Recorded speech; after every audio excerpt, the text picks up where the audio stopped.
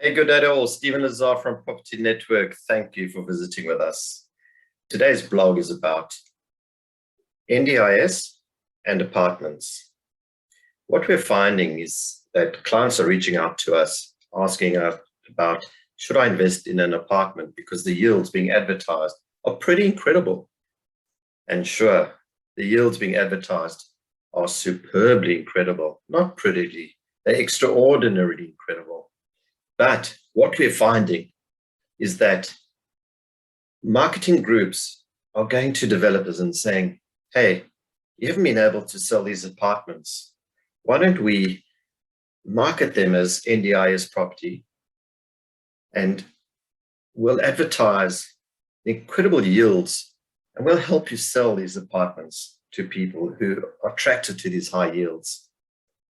From the investment point of view, it looks fantastic. Apartments are centrally located, and it makes sense to get this kind of yield. The income will be substantial.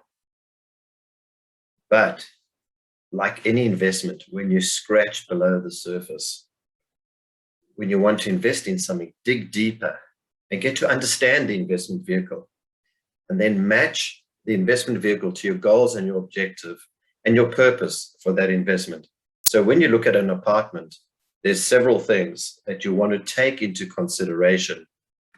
Now, one of the main things is the participant. You would agree. We at properT Network advocate that the investor secures an SDA property with the participant firmly in mind. Build for the participant. Then there's a good chance that you'll attract the participant and that they'll stay with you for a long period of time. And this is where you're going to make most of your money. Most apartments are going to house one SDA participant. Unless it's a 3-bedroom, but 3 bedrooms are pretty expensive and they're very rare anyway. The majority of the ones we see are 2-bedroom apartments, one for the carer, one for the participant. And they would match different levels of disability. But when you look at, say, an inner Melbourne, an inner city, Brisbane or Perth, where these apartments are being built, and that apartment is $650,000 to $750,000 on average, and they show you income levels between $90,000, even $119,000, it sounds phenomenal. Yes or yes? I think so too. But what you've got to understand how the program works is that the participant gets underwritten by the NDIS and gets given an SDA package.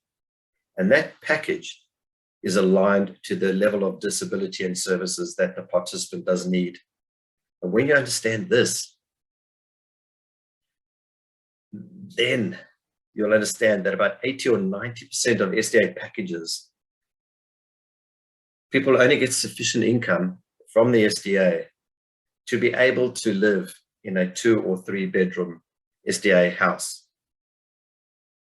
So if 80% or more is like 80% of the people, and they're only getting about $40,000 of SDA income, and your apartment's being advertised as a $90,000 yield potential, and you accept the tenant, you will only get the $40,000, and maybe you were not aware of this. We recently shared a session with a major SDA provider in Australia who are national based. And one of the statistics they shared was eye-opening. They manage around 140 apartments that are SDA approved. And they've got over 35 of them are vacant. 35 apartments vacant, that's massive. These are investors who looked for high yield and not getting any income. And a lot of them are only getting SDA packages that are around about $40,000 a year from the NDIS. So they're accepting participants who qualify at a lower level because they've got no choice. So they're not getting the $90,000 or the $119,000. They're needing to accept $40,000 so that the apartment is not lying empty. This makes you think twice. Think twice about whether you should secure an SDA apartment or not. Because if you focused on the greed side, on the high yield, then you're going to make an emotional decision. And you're not going to make a decision on probability. So we encourage you to think 3 times about an NDIS SDA apartment. We're consultants in this space. Share with us what you're looking at before you commit to it. My name is Stephen Lazar. My company is properT Network. What you see is what you get. As consultants, we want to help you maximize your return on investment, whether it's an SDA property or not. We can only help you maximize your return on investment when you're open to matching the investment vehicle to your goals and your purpose for that investment. We'll help educate you to the point where you get to learn what you don't know that you don't know, so that you can make that informed investment decision. And then we'll save you a lot of time. And when you make an informed investment decision, you'll make a lot more money.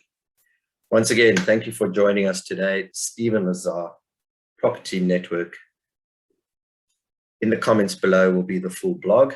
Click on the link, have a read, and come to us with your questions.